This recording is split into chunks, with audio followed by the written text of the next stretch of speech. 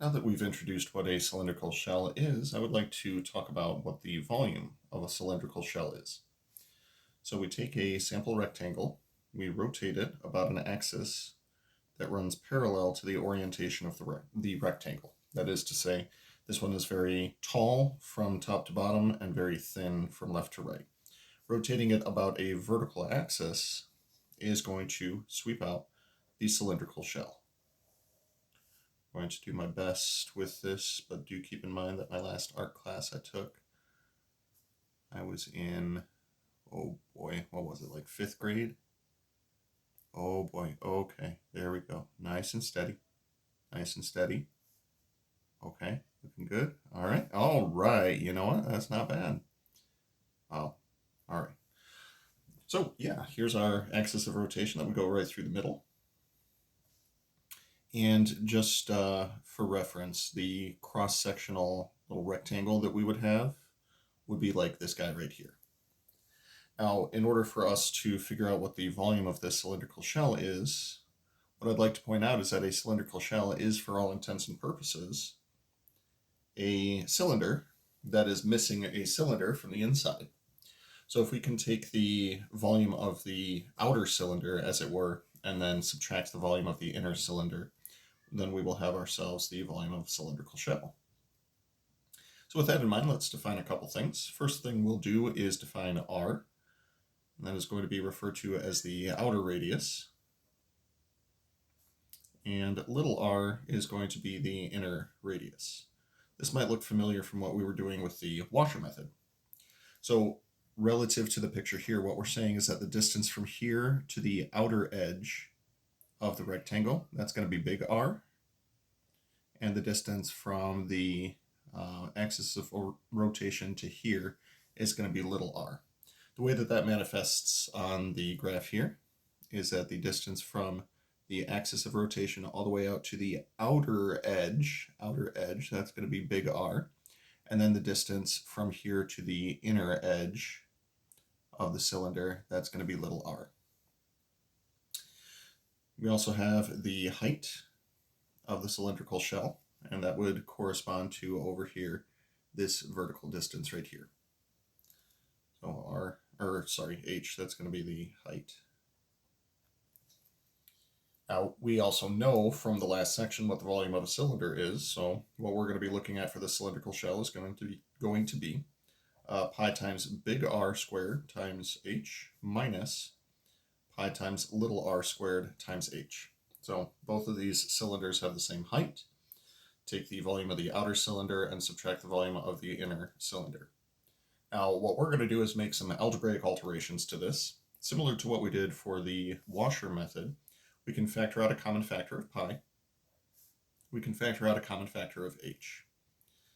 I don't know why I decided to put it in that order, but whatever, I'm going with it. Then what would be left with is big R squared minus little r squared. As I frequently say at parties when I go to parties, is that a difference of squares factors into binomial conjugates. And then I push my glasses up my nose. Because, you know, that's what all the cool kids are doing.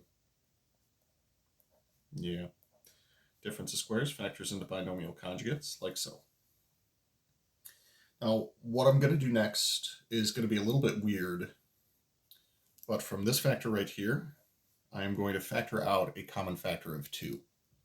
And that probably seems like a really weird thing to do, but I swear, there is a method behind my madness. Oh yeah, just looks all kinds of weird. Now the thing is, I want to take a look at these two things that we have inside the parentheses here and sort of interpret what each of these actually means. So first one we'll do is the big R plus the little r all over 2. Big R plus little r all over 2. When you add two things together and then divide them by 2, essentially what you're finding is the average of those two quantities. So the average of the two radii would put us right at the midpoint of the rectangle. So this midpoint I'm going to refer to as R star. So R star, that's going to be equal to the midline, I guess, as it were, of the sample rectangle.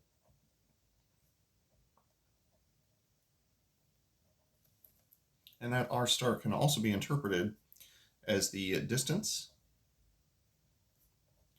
from the axis of rotation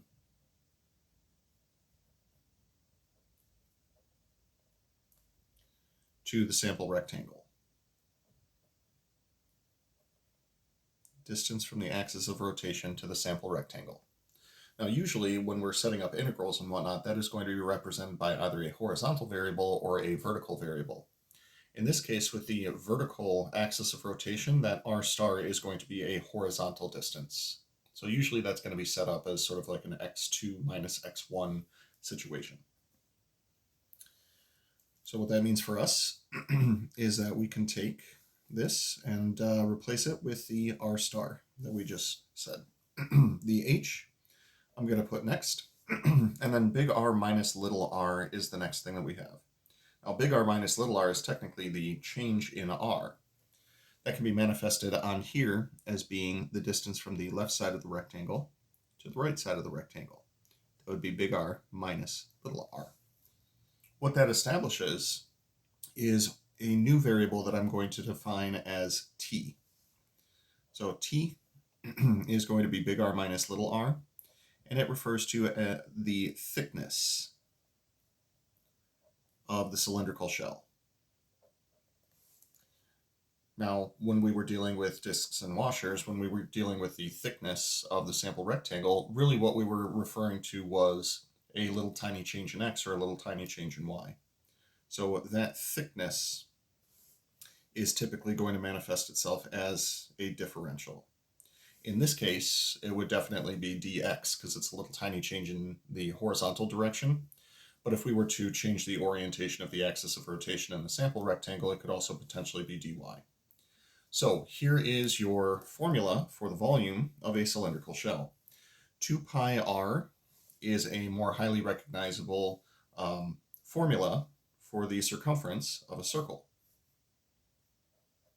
The height of the cylindrical shell comes next, and then the thickness of the cylindrical shell would come after that.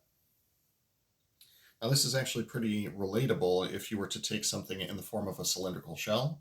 You probably have one sitting around the house, like an empty toilet paper roll or an empty paper towel roll. If you were to cut it from top to bottom and then roll it out and lay it flat, it would look kind of like a rectangle. The length across the top would be the same as the circumference of the circle, and then the height would simply be the height that you started with. Then multiply by the thickness, and all of a sudden you have the volume of your cylindrical shell. Circumference times height times t. I frequently refer to this as my buddy Chet. However, before you figure out what Chet is, you need these three quantities right here, the thickness, the height, and the radius. So usually I'll start this process by asking you to find the thickness, the height, and the radius. And the reason we go in that order is because the thickness is going to determine whether we're setting things up with respect to x or with respect to y. I like to refer to this process as starting with Thor. Start with Thor, then Thor calls his buddy Chet, and you can set up an integral.